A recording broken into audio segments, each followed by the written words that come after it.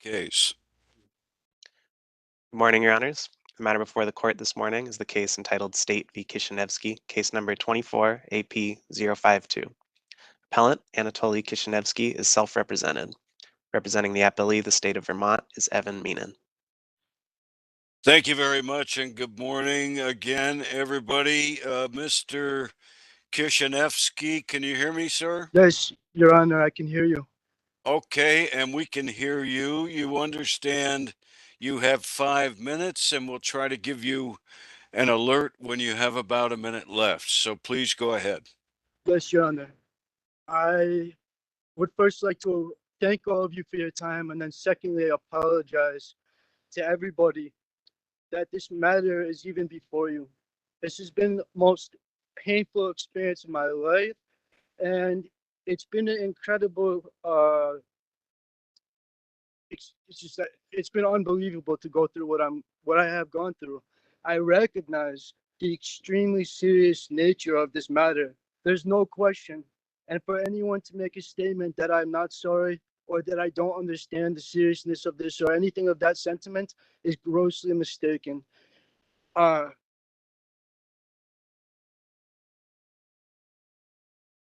live as a Jew and I observe the laws of Judaism. And in the Torah, the Old Testament, we have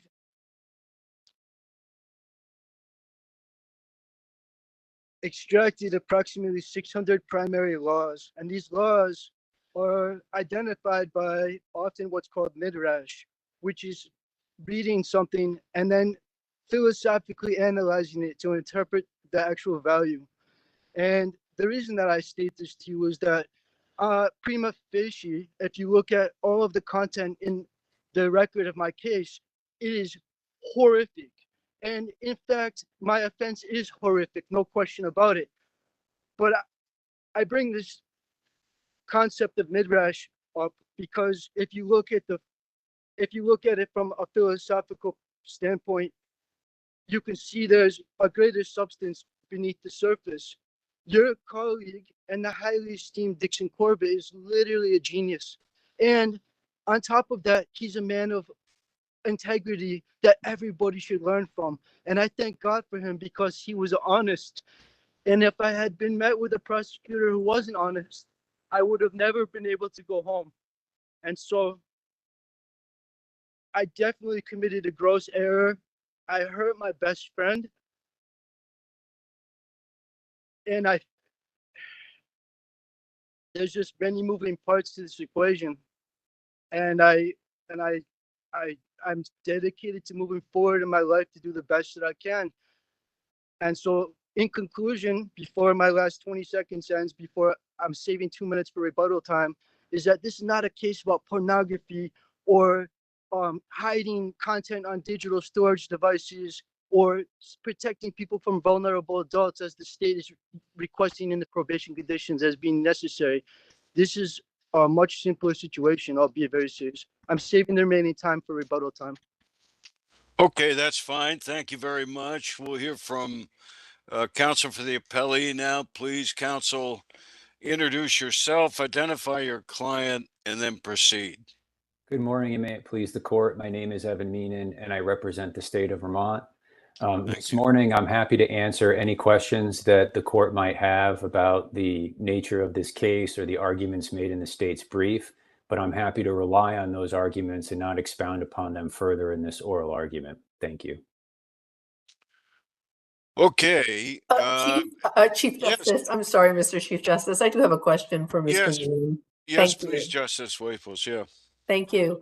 Mr. Meenan, the number of the condition again escapes me right now. I can't remember whether it was 112. It relates to the treatment providers and the records of the treatment providers. Yes, that would be condition 102, the requirement. 102. I'm sorry.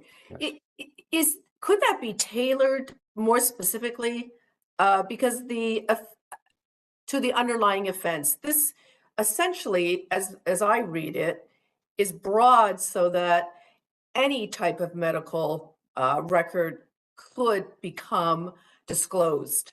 to comply with the condition. For example, going to a primary care physician just for an annual exam. Sure, Justice Waples. So the standard on review obviously is whether or not the court abused its discretion in imposing the condition as worded.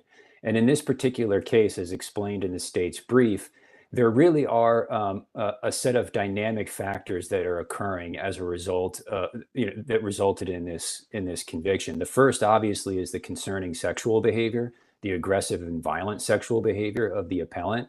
But another feature of this particular case was appellant's alcohol abuse, which he claimed contributed to his commission of this offense. So it's not as though there's only one particular set of treatment providers that releases might be necessary for.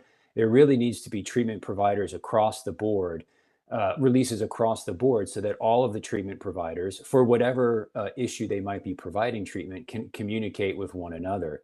And it's important that those releases be not only from the treatment providers that appellant's probation officer specifically identifies, but also the treatment providers that he chooses to seek counseling for on his own.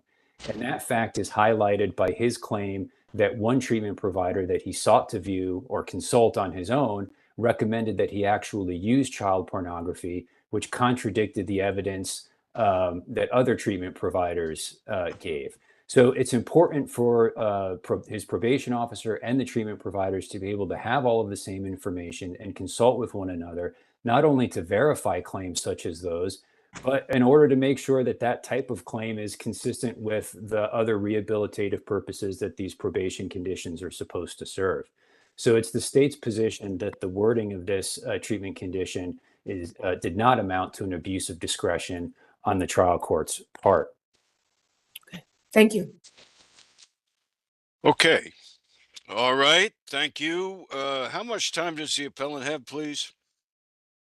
Appellant has 2 minutes and 12 seconds remaining. All right, sir. Please go ahead. Justice Reiber, thank you very much for your time. And also Justice Naples, thank you so much. Please forgive me if I've just misspoken your name. I have met with two therapists on my own accord, and primarily the topic of stress that I discuss with them is dealing with the Department of Corrections. And both of these private therapists that I met with, that I paid out of my own pocket for, have expressed concern that it may be unethical and a violation in a multitude of manners, if not illegal, for the Department of Corrections to demand that they have open, unlimited access to my medical records. And I feel it infringes on my ability to pursue the therapy that I feel is necessary. So I also would like to add, supplementary to that, is that the Department of Corrections, in cahoots with some of the state's attorneys,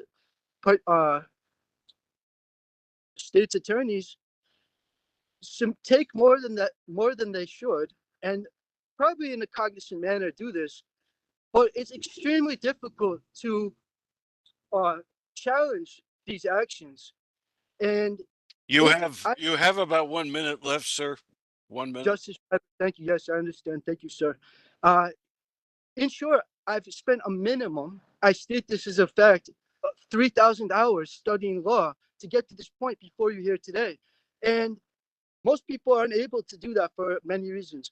But in short, I thank you greatly for your time. I hope that in your hearts, you're able to see the midrash of all of this. And I wish you the greatest success, all of you. Thank you for your time. Okay. Thank you. Thank you. I'm sorry. I appreciate it. Thank you. All right. Thank you very much. Please call a conclusion of the hearing.